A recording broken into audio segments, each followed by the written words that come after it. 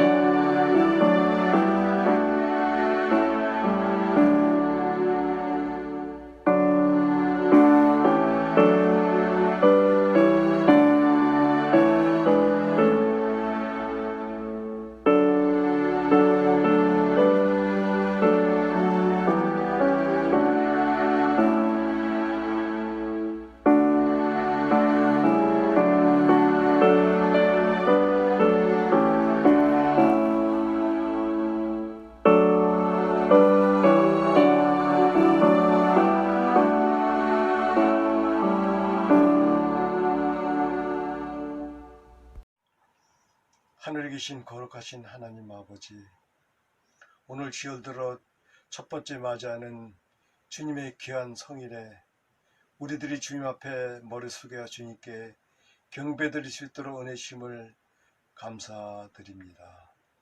아버지 하나님, 이 시간을 통하여 아버지께서 홀로 영광 받으셨고 뜻이 하늘에서 이루어진 것 같이 땅에서도 아버지의 뜻이 이루어지기를 간절히 바라옵고 원하옵나이다. 혼란한 코로나 전국 속에서도 주님의 백성들이 주님의 귀한 안식일을 기억할 수 있도록 은혜 주셨고, 또한 이 거룩한 날에 주님 앞에 무릎 꿇을 수 있도록 은혜 주심을 감사드립니다. 아버지 하나님, 이 시간을 통하여 아버지께서 홀로 영광받는 귀한 예배 시간이 될 수 있도록 이끌어 주시고 인도하여 주옵소서. 오늘 이 시간에 주님의 이름을 부르는 많은 사람들 주님께서 안식일에 풍성한 복을 내려 주시옵소서. 아버지 하나님, 또한 우리에게 생명의 말씀과 위로의 말씀을 주시기 위해서 말씀 선포자를 단위에 세우셨습니다. 말씀 선포자가 입술을 열어 아버지의 말씀을 선포할 때 성령께서 함께 하심으로 인하여 그 말씀을 듣는 우리들 심령이 뜨거워지고 또한 아버지께 헌신할 수 있는 귀한 예배 시간이 될 수 있도록 이끌으시고 인도하여 주옵소서. 예배 처음부터 끝까지 주님께 맡깁니다. 주님께서 홀로 주장하여 주옵시기를 우리 주 예수 그리스도의 귀하신 이름으로 간절히 기도드립니다. 아멘. 바벨탑보다 높으신 하나님. 창세기 11장 1절에서 9절 말씀. 노아의 홍수 이후에 사람들은 이 땅에 다시 점점 더 많아졌어요. 그때는 땅 위의 모든 사람들이 한 가지 언어를 쓰고 있었어요. 그래서 누구를 만나더라도 서로 말이 다 통했어요. 누군가가 우리 이렇게 하자라고 말하면 다들 알아듣고 같이 그렇게 할 수가 있었지요. 사람들은 살기 좋은 곳을 찾아서 이곳저곳으로 옮겨가며 지냈어요. 그러다가 사람들은 살기 좋은 넓은 평야를 발견했어요. 그리고 그곳에서 정착해서 살기 시작했어요. 어느 날 사람들은 벽돌을 만들어야겠다고 생각했어요. 우리 이제 흙이나 돌 말고 더 단단한 벽돌을 만들어서 구워보자. 그래, 정말 좋은 생각이야. 사람들은 벽돌을 개발해서 만들어내기 시작했어요. 벽돌은 돌이나 흙보다 더 단단해서 어떤 건물이든 다 지을 수 있을 것 같았어요. 그래서 사람들은 튼튼하고 멋진 성과 탑을 짓기로 했어요. 여러분, 다 힘을 합쳐서 우리의 성을 세워보는 건 어떨까요? 그리고 그 꼭대기가 하늘까지 닿는 높은 탑을 쌓아봅시다. 사람들은 자신들의 이름을 널리 알리고 온 땅에 흩어지지 않고 다 같이 오래도록 모여 살기 위해서 하늘 높이 탑을 쌓기로 했어요. 높이 계신 하나님께 닿아서 자기들도 하나님처럼 높아지려고 말이죠. 이게 바로 바벨탑이에요. 그런데 이건 바로 죄예요. 하나님께서는 사람들에게 생육하고 번성하여 땅에 충만하라고 말씀하셨는데 사람들은 다 같이 모여서 흩어지지 않으려고 했어요. 게다가 자기들이 하나님처럼 높아지려고 했어요. 사람들은 힘을 모아서 바벨탑을 점점 더 높이 쌓았어요. 그것을 아신 하나님께서 사람들이 쌓고 있는 성과 탑을 보려고 내려오셨어요. 하나님께서 보셨더니 사람들이 사용하는 언어가 다 똑같기 때문에 이런 일을 시작할 수 있었다고 생각하셨어요. 그리고 이 바벨탑은 시작에 불과하고 사람들은 앞으로 더 심각한 죄를 짓게 될 것이라고 염려하셨어요. 하나님께서 말씀하셨어요. 내려가서 사람들의 언어를 뒤섞어 놓아야겠다.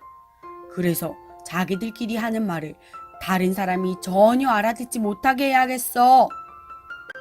하나님께서는 온 땅의 언어를 뒤섞어 놓으셨어요. 누군가가 여기 벽돌을 좀 옮겨주시오 라고 이야기하면 옆에 있는 사람은 뭐라는 거지? 갑자기 저 사람 이상한 말을 하네. 도무지 무슨 뜻인지 알아들을 수가 없어. 라고 서로의 말을 알아듣지 못하게 되었어요. 우리가 외국 사람들을 만났을 때 그 말의 뜻을 알아듣지 못하는 것처럼 말이에요. 말이 안 통하니 사람들은 탑을 쌓는 일을 그만두게 되었어요. 그리고 사람들은 서로 말이 통하는 사람들끼리 모여서 온 땅 위에 흩어지게 되었어요. 도대체 저 사람들의 말은 이해할 수가 없어. 이제 답답해서 같이 못 지내겠어. 우리는 저 동쪽으로 가서 살아요. 사람들은 높이 탑을 쌓아서 흩어지지 않고 하나님처럼 높아지려고 했지만 하나님께서는 사람들이 죄 짓는 것을 멈추게 하시고 뿔뿔이 흩어지게 하셨어요. 여러분, 가장 높으신 분은 누구신가요? 맞아요. 바로 하나님이세요. 하나님만이 온 땅의 가장 높은 분이세요. 우리는 그 하나님을 찬양하고 그분의 이름을 높여드려야 해요. 그것이 바로 하나님께서 우리를 만드신 목적이에요. 하지만 우리도 우리들의 바벨탑을 쌓는 죄를 저지르기도 해요. 돈을 많이 벌면 가장 높아지겠지? 인기를 많이 얻으면 가장 높아지겠지? 공부를 잘해서 학력이 좋으면 가장 높아지겠지? 아니야, 힘이 세면 가장 높아지겠지? 그런데 이런 생각과 행동은 하나님께서 기뻐하지 않으세요. 우리 이제 우리 마음의 바벨탑을 와르르 무너뜨리고 가장 높으신 하나님께 예배하고 순종하는 삶을 살아가기로 약속해요. 그리고 하나님 그렇게 살 수 있도록 도와주세요 라고 기도하기로 해요.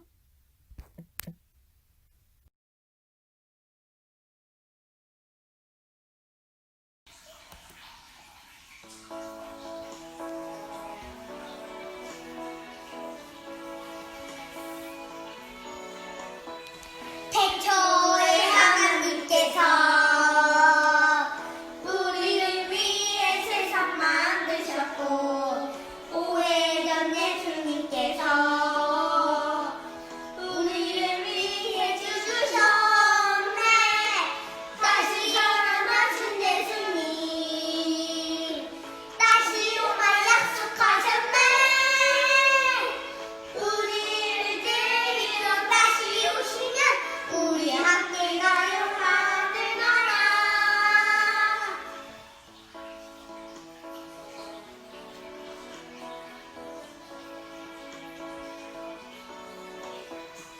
태초에 하나님께서 우리를 위해 세상 만드셨고 오래전 예수님께서 우리를 위해 죽으셨네. 다시 살아나신 예수님 다시 오마 약속하셨네. 우리를 데리러 다시 오시면 우리 함께 가요 하늘나라.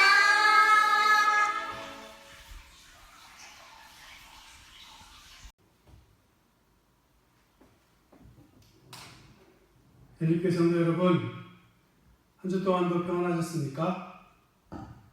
특별히 추석 명절을 맞아 사랑하는 가족과 또 친지들과 좋은 시간을 보내시고 또 그들에게 하나님의 사랑을 아주 넉넉히 증거하셨으리라 생각이 되어집니다. 오늘 안식일도 우리 모든 성도님들이 계신 곳에 성령 하나님 함께 하셔서 하나님의 살아있는 생명의 말씀으로 은혜 받으시고 용기를 얻으시는 그런 귀한 한 시간 되시기를 간절히 소망합니다. 이 세상에서 가장 사랑하기 어려운 사람은 가장 가까이 있는 사람입니다. 아이러니하게도 이것이 사랑의 미스테리입니다. 가장 가까이 있는 사람은 가장 많은 시간을 함께 보내고 가장 많은 이야기를 함께 나누며 함께 밥도 먹고 또 함께 잠도 자고 그렇게 많은 시간을 함께 하는데 우리는 때로는 가장 가까이 있는 가장 사랑해야 할 사람을 미워할 때도 많이 있습니다. 우리는 어떻게 보면 멀리 있는 사람은 쉽게 소중하게 생각하고 쉽게 사랑할 수도 있습니다. 그러나 가까이 있는 사람을 우리가 소중하게 여기고 사랑하지 못할 때도 많이 있는 것 같습니다. 성경에서도 가장 가까이 있는 사람을 가장 미워했던 한 사람이 나옵니다. 누구일까요? 우리 하나님의 말씀 창세기 4장 3절부터 8절에 있는 말씀을 제가 봉독해 드립니다. 세월이 지난 후에 가인은 땅의 수산으로 제물을 삼아 여호와께 드렸고 아벨은 자기도 양의 첫 새끼와 그 기름으로 드렸더니 여호와께서 아벨과 그 제물은 연락하셨으나 가인과 그 제물은 연락하지 아니하신지라.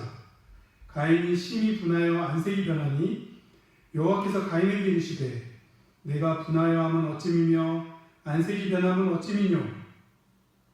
내가 선을 행하면 어찌 낯을 들지 못하겠느냐. 선을 행치 아니하면 죄가 문에 엎드려지느니라.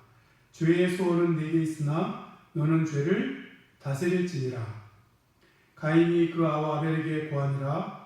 그 후 그들이 들에 있을 때에 가인이 그 아와 아벨을 쳐 죽이니라.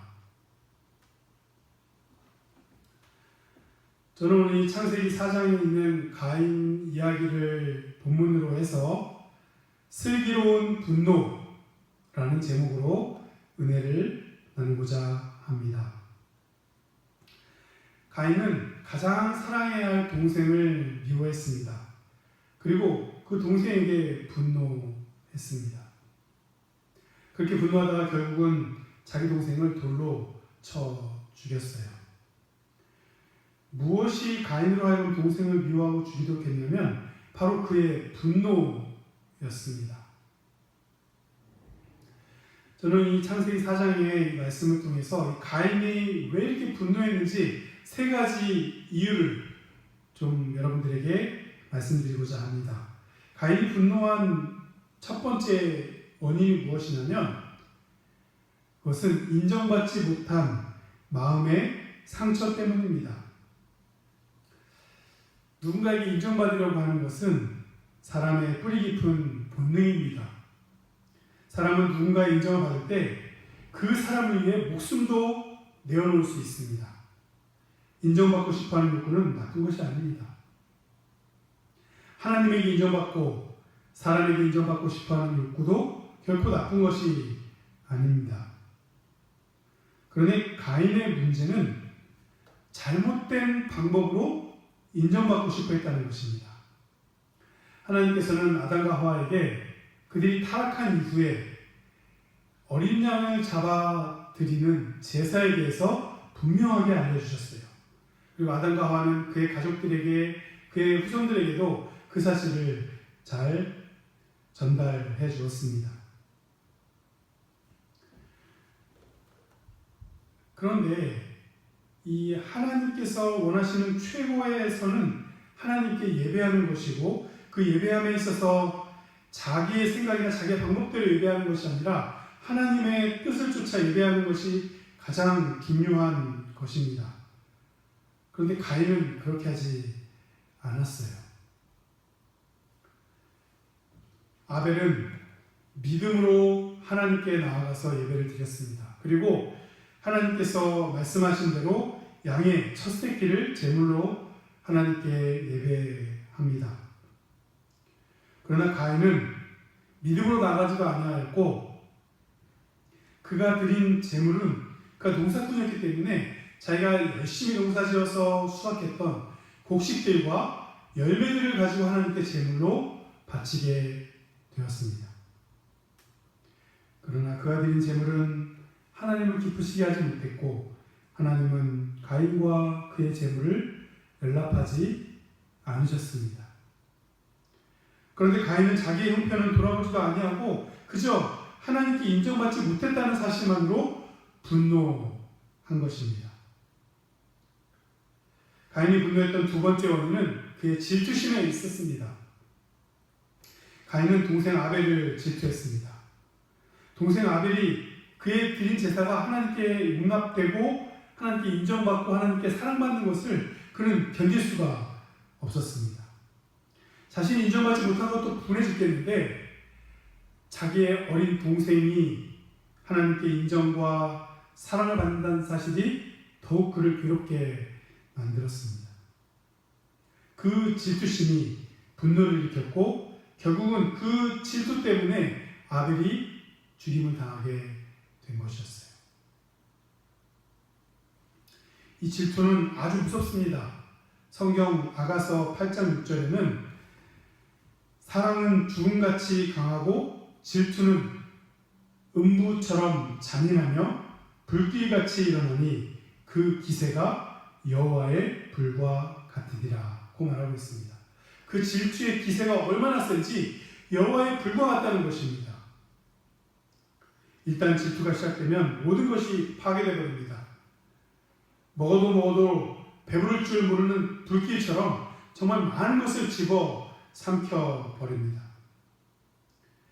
근데 여러분 질투는요 멀리 있는 사람에게 일어나는 것이 아니라 가까이 있는 사람에게 질투가 일어납니다. 왜냐하면 질투는 자기와 그 사람을 비교하면서 시작하기 때문에 그런 것이에요.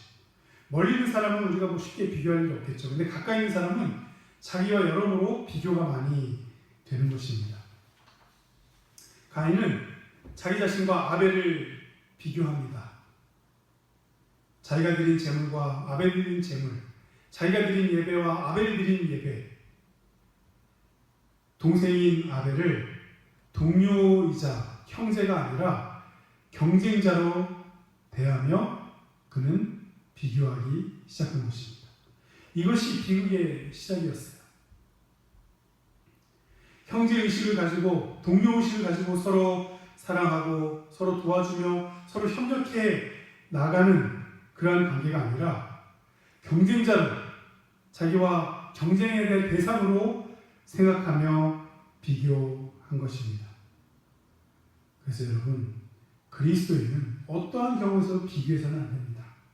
그것은 죄라는 사실을 우리가 기억하셨으면 좋겠습니다. 이 질투는 열등의식에서 생겨난다고 합니다. 자기가 좀 더 못하다고 생각할 때 그 열등한 것을 채우기 위해 나보다 더 나은 사람을 내려 깎은지 아니면 흠집을 내려고 하는 것입니다. 예수님의 제자들 사이에도 여러분 질투가 아주 심했습니다. 어느 날 한 어머니가 예수님께 찾아왔어요. 그 어머니는 야고보와 요한의 어머니였습니다. 예수님, 당신의 나라가 임하실 때 내 아들 야고보는 당신의 우편에, 내 아들 요한은 당신의 좌편 자리에 앉혀 주시옵소서. 한마디로 당신의 두 아들을 예수님의 나라가 임하면 영의정과 좌의정, 우의정과 좌의정, 그 자리에 앉혀달라는 것입니다. 이 사실을 알게 된 나머지 모든 제자들이 다 분노합니다. 여러분, 제가 12명이잖아요. 그 중에 야고보와 요한을 제외한 10제자가 다 분노합니다. 성경 마가복음 10장 41절에는요. 10제자가 듣고 야고보와 요한에 대한 분이 여기거늘 이라고 표현하고 있습니다. 한 명, 두 명만 분노한 것이 아니라 10명이 다 분노한 것이죠. 이것이 인간의 본 모습입니다. 우리 혈립교회 성도 여러분, 그리스도인들은 질투심을 잘 이겨내셔야 합니다. 그래야 분노도 다스릴 수 있습니다. 사탄은요, 이 질투심을 주장해서 사람들을 아주 비참하게 만들어버립니다. 그리고 그들이 영적으로도 성장하지 못하도록 만들어버리는 것이죠. 사실 우리는 그리스도인으로서 예수님을 닮아가고자 하는 간절한 바람이 있습니다. 말씀대로, 믿음대로 살고자 하는 신앙적인 열정도 갖고 있습니다. 그런데 이런 모든 것들을 가장 쉽게 파괴시키는 것이 질투라는 것입니다. 질투를 우리가 극복할 수 있는 좋은 방법은 경쟁의식을 버리는 것입니다. 경쟁자가 아니라 내 형제요, 내 동료요, 우리가 함께 가족이라는 생각으로 경쟁의식을 버리고 서로 도와가며 살아가는 것입니다.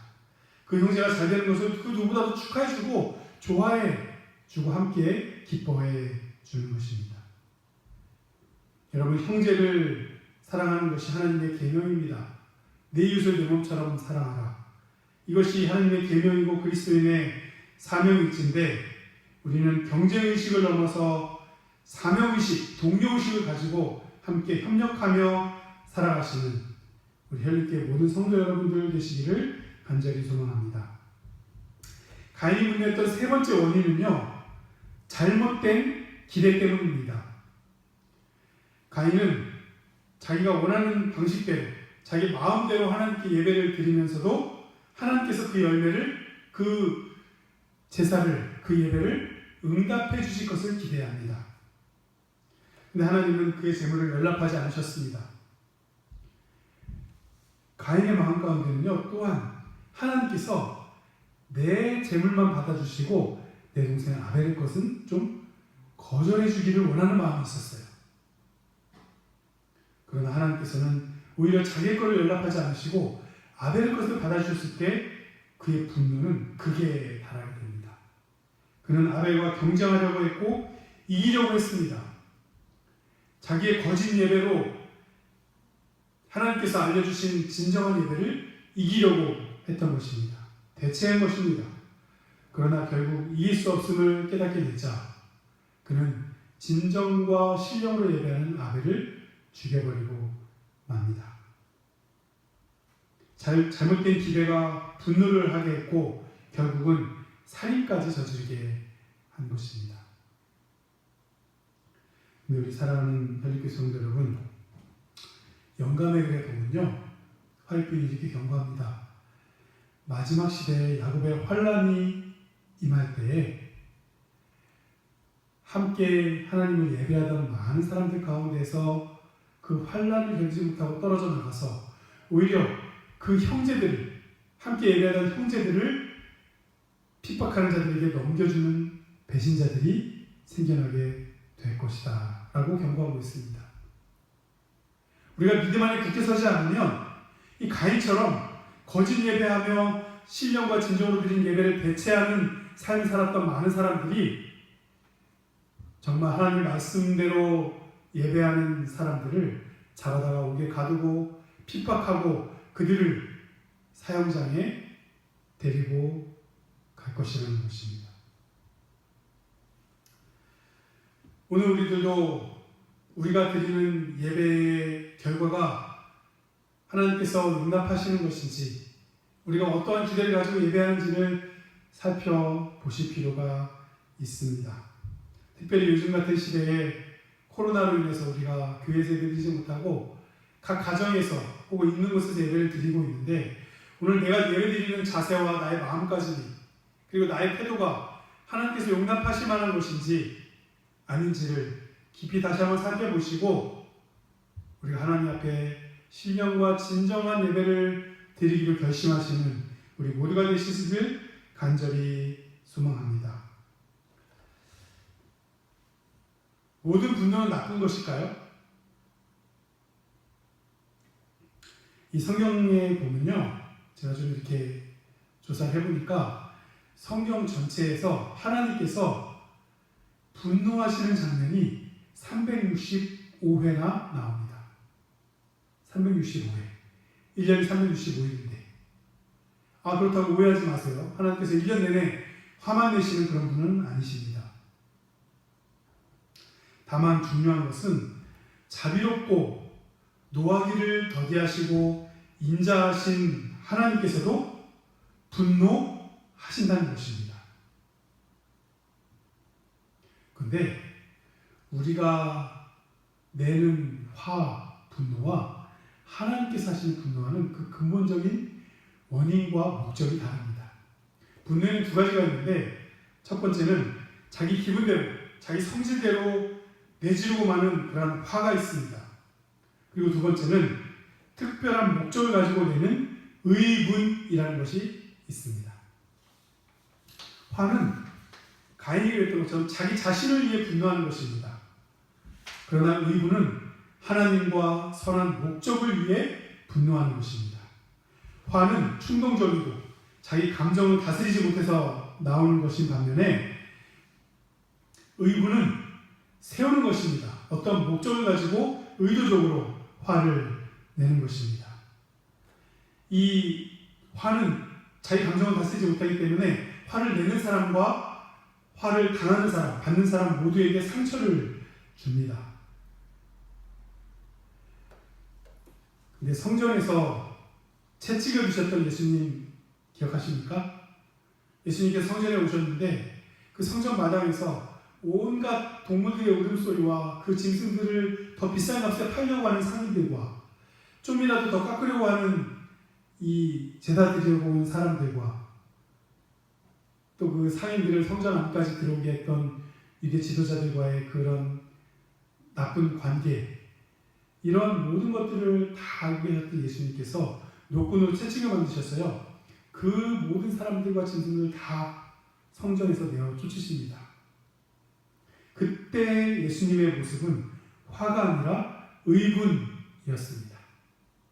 하나님의 성전을 위해서, 하나님의 성전을 깨끗하게 정결하게 하는 목적을 가지고 예수님께서 화를 내신 것입니다. 여러분, 어린 아이들과 미숙한 사람은 대부분 다 이기적입니다. 자기 중심적으로 생각하고 살아갑니다. 제 아이들이 셋이 있는데 이렇게 항상 싸우는 것을 보면 아주 유치합니다. 그 싸우는 이유가 무엇이냐면 내 것 조금 만졌다고, 내 장난감 좀 갖고 놀았다고, 내 인형 건드렸다고, 그리고 발도 씻지 않고 내 침대에 올라왔다고 맨날 싸우는 것입니다.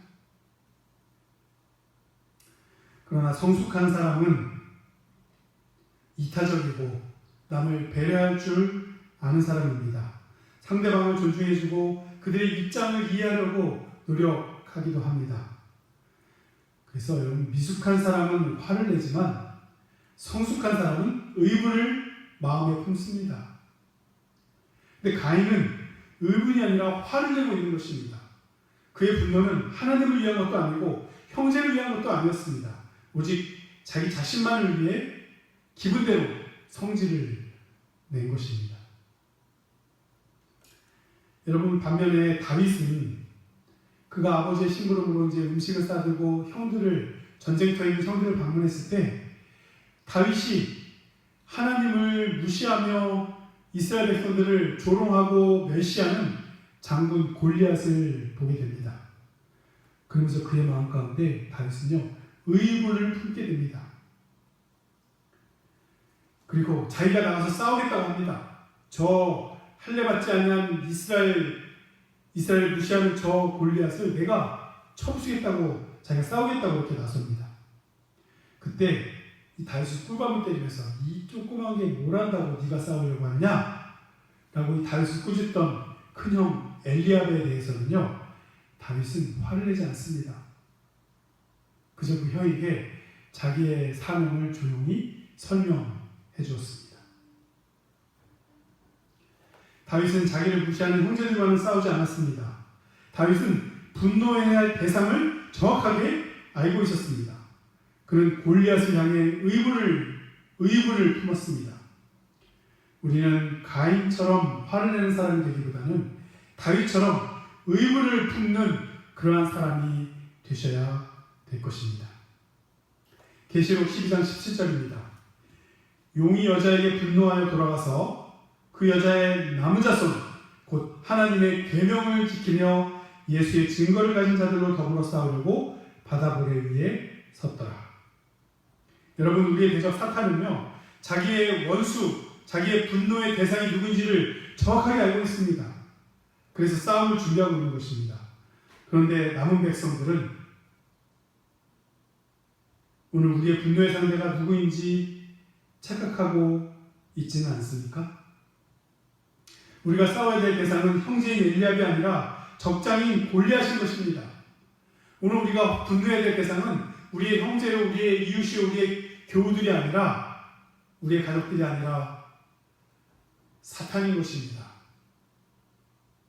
형제를 겨누고 있는 칼보다 날카로운 우리의 말과 혀를 사탄을 향한 물맷돌로 바꾸시는 우리 모두가 되시기를 간절히 소망합니다.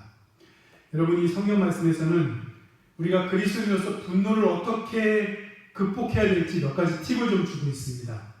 저는 마지막으로 이것을 좀 다루고 말씀을 마치도록 하겠습니다.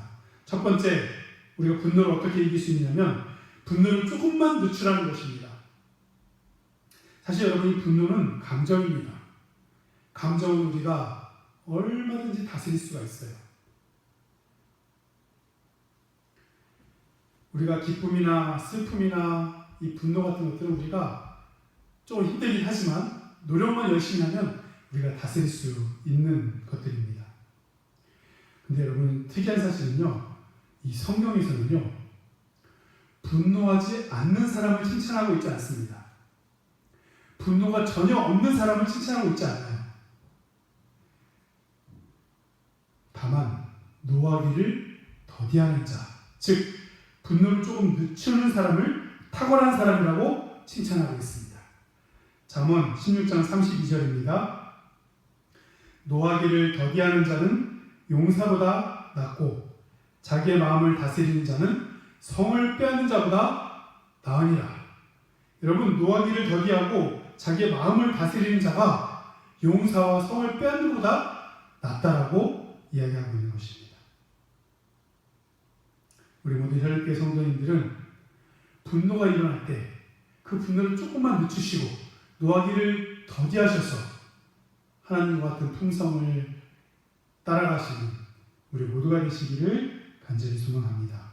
두 번째 팁입니다. 해가 지도록 분노를 품지 말라는 것입니다.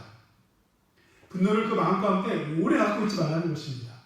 사실 여러분, 이 분노는 독과 같아서 마음 가운데 오래 갖고 있으면, 오래 품고 있으면 그 자신을 병들게 합니다. 분노는 그날그날 해결해야 하는 것입니다. 사실 사람인지라 어찌 화내고 어찌게 살 수 있습니까? 그러나 선을 넘지 말라는 것입니다. 화를 낼 때 내더라도 그날을 넘기지 말라는 것입니다. 그날이 가기 전에 그 분노를 그 상대방과 다 풀고 그 관계를 회복하고 하나님께 기도하며 그날 하루를 마무리하라는 것입니다. 여러분, 그 다음날까지 그런 일이 반복되게 되면 내 일에도 지장을 주게 되고 많은 나쁜 그러한 영향들이 우리의 삶 가운데 이르게 되기 때문에 그런 것입니다. 세 번째, 이 분노를 제거할 수 있는 가장 좋은 것은요, 진정한 사랑입니다. 여러분, 하나님께서는 이 분노해서 동생을 죽인 이 가인을 대하실 때요, 사랑과 친절과 용서로 가인을 대하셨습니다. 여러분, 화낸 사람을 풀어주는 가장 좋은 방법은요, 달래주는 것입니다. 화가 났을 때, 그래서 오늘 우리 하나님께 모든 성도님들은요, 화가 났을 때 내가 그 사람을 소중하게 생각하고 있는지, 사랑하고 있는지 한번 깊이 생각해 보셔야 됩니다. 만약 정말 내가 사랑하고 있는 사람이라면 우리는 그 분노를 금방 잠재울 수 있어요. 왜냐하면 사랑은 오래 참고 사랑은 인내하는 것이기 때문에 그런 것입니다.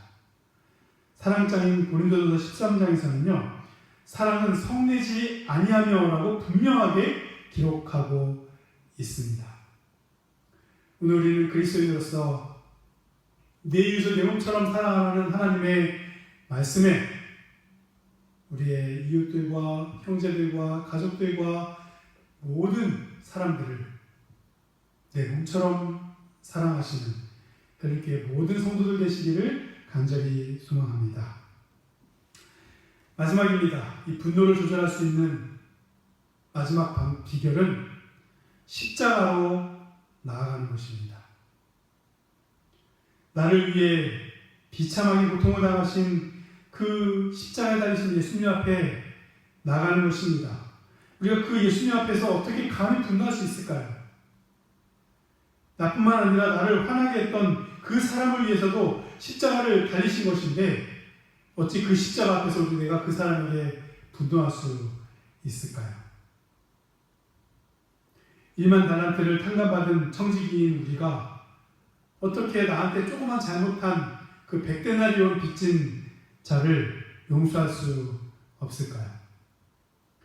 여러분, 십자가 없이는 아나분이었던 사람들도 십자가 앞에 나아가서는 겸손할 수밖에 없습니다. 십자가 앞에 나아가는 순간 자기 자신이 아무 존재가 아니라는 사실을, 아무런 가치가 없는 존재임을 깨닫게 된다는 것입니다. 십자가 앞으로 나아가십시오. 그리고 그곳에서 우리 죄를 위해 십자가에 달리신 예수 그리스도를 바라보십시오. 그리고 그곳에서 가장 가까이 있는 사람들을 사랑하고 용서하십시오. 저는 오늘 말씀을 마무리하면서 우리 혈육교회 모든 성도님들과 제가 가인처럼 화를 내는 삶이 아니라 다윗처럼 의분을 품는, 의분을 가지고 하나님의 목적과 하나님의 사업에 최선을 다하시는 우리 모두가 되시기를 간절히 소망합니다. 예수님처럼 자기 사람들을 사랑하시되 끝까지 사랑하시는 우리 모든 혈립교회 성도 여러분들과 제가 되시기를 간절히 소망하면서 오늘 말씀을 마치도록 하겠습니다.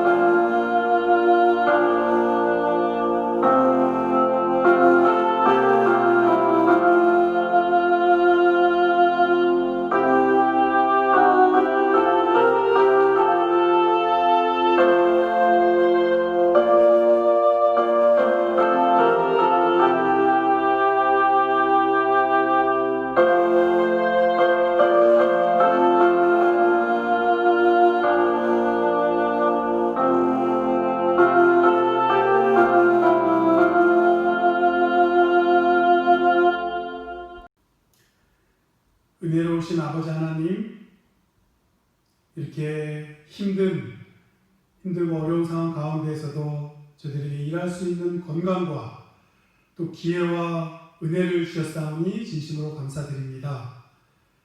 또 저희들이 거룩한 성전에 나오면서 예배에 참여하면서 또 우리의 정성과 우리의 마음을 모아 하나님께 헌물을 드릴 수 있도록 도와주셨사오니 감사드립니다. 하나님이 헌물에 기름 부어주시고 하나님의 복음 사역을 위하여 한 푼도 낭비되지 아니하고 유용하게 잘 사용될 수 있도록, 그래서 예수님의 재림이 더욱더 앞당겨질 수 있도록 하나님 인도하여 주시옵소서. 이제는 우리 아버지 하나님의 무한하신 사랑과 예수 그리스도의 십자가의 은혜와 성령의 교통하심이 오늘 이 시간 말씀을 통하여서 다윗처럼 정말 하나님의 사업과 하나님의 몸된 교회를 위하여 의구를 품고 하나님의 사랑을 온 세상에 증거하기로 결심한 모든 현립교회 성도님들 위해 이제로부터 예수님 재림하실 때까지 함께하여 주시기를 그리스도이신 예수님의 이름으로 감사하며 축원하옵나이다. 아멘.